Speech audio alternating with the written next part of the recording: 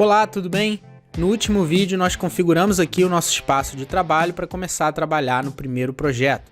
Vamos agora então escrever as primeiras linhas de código usando o Vue.js. Tudo que a gente vai fazer aqui pode ser encontrado na documentação, então eu sugiro que você vá lá de vez em quando, porque as coisas lá vão estar explicadas com muito mais detalhes do que eu vou mostrar aqui. Então a primeira coisa que a gente precisa fazer aqui é criar um objeto que vai guardar toda a lógica da nossa aplicação. Vamos começar aqui então com uma constante. A gente pode nomear ela de uma forma que isso tenha algum sentido. Então, se a gente está fazendo uma aplicação para uma máquina de self-service, vamos chamar essa constante self-service machine. Então, aqui nós vamos ter um objeto. Para isso, vamos abrir e fechar aqui as chaves. E aqui dentro a gente vai passar algumas propriedades. Nós vamos falar mais sobre essas propriedades daqui a pouco.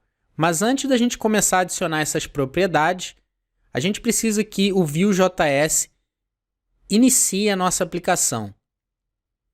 Então, para isso, a gente vai chamar aqui o objeto Vue.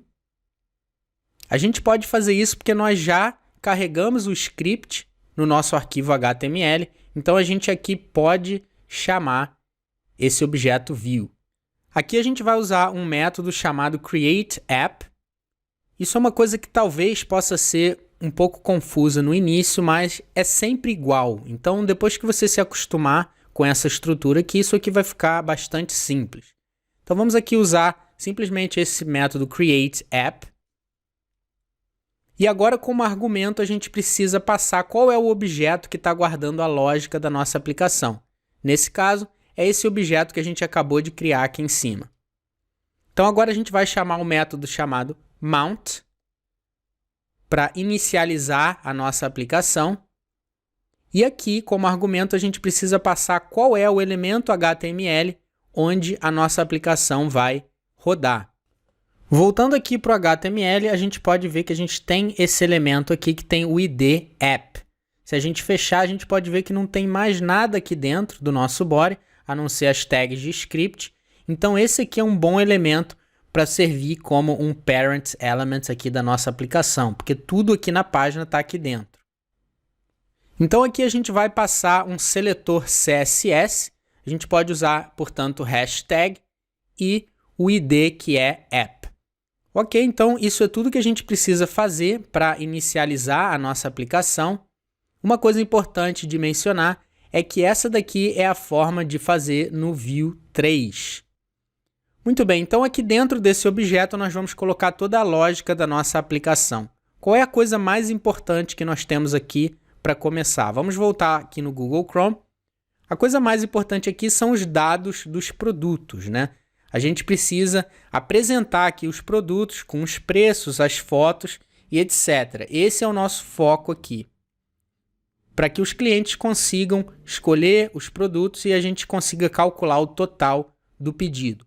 Então essa é a primeira coisa que a gente vai fazer aqui. Como eu mostrei na aula passada, eu coloquei todas as informações dos produtos aqui dentro dessa variável.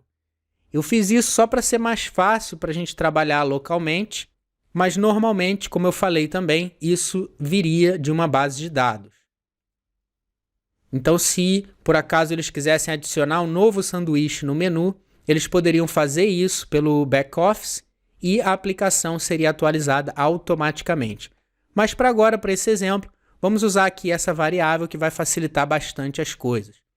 Então, se a gente for para o HTML, a gente pode ver que nesse momento está tudo estático. Eu não estou usando dados de lugar nenhum, eu simplesmente escrevi todos os produtos aqui e é claro que não é assim que a gente vai fazer.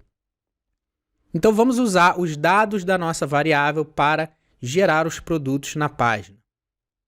Todos os dados da nossa aplicação vão ficar aqui dentro dessa propriedade chamada data. Então, vamos abrir aqui essa propriedade.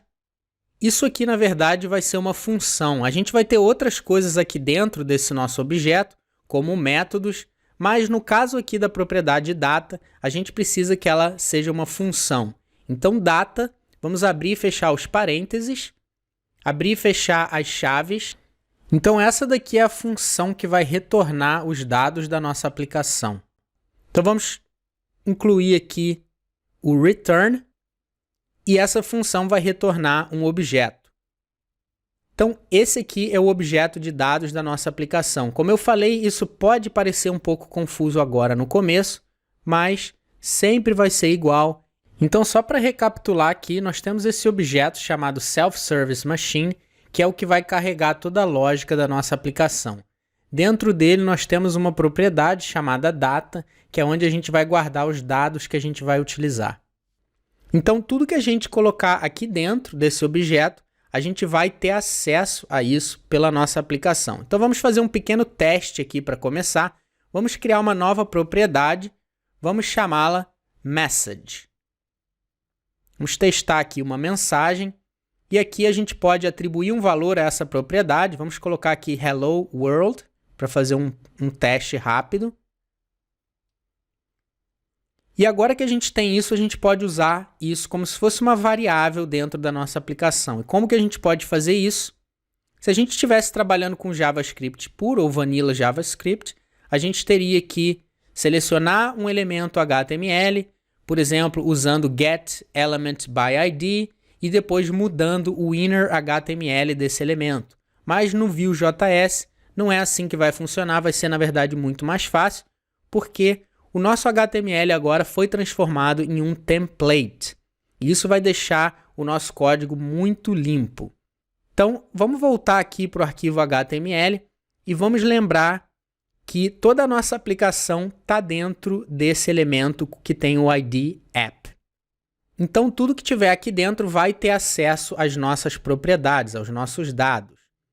Então, vamos usar aqui a notação com duplas chaves, ou a notação mustache, que é a notação que a gente vai usar para trazer os dados até aqui. Então, abrindo e fechando aqui as chaves duplas, a gente vai simplesmente colocar aqui os nomes das nossas propriedades. Nesse caso, a gente começou uma chamada Message. Se a gente voltar aqui para o Google agora e der um refresh aqui na página, a gente vai ver que essa informação foi injetada dentro do nosso HTML. Isso significa que tudo aqui dentro vai ser dinâmico. A gente pode sempre injetar dados aqui dentro dos nossos elementos HTML. E o que a gente fez agora na documentação se chama Declarative Rendering. Você pode vir aqui nessa parte de Introduction e descendo ali você vai encontrar Declarative Rendering. Na versão em português está como renderização declarativa. Bom, então depois de criar aqui essa propriedade, no objeto que é retornado pela função data, a gente pode usar essa notação das duplas chaves para injetar essa informação dentro do nosso HTML.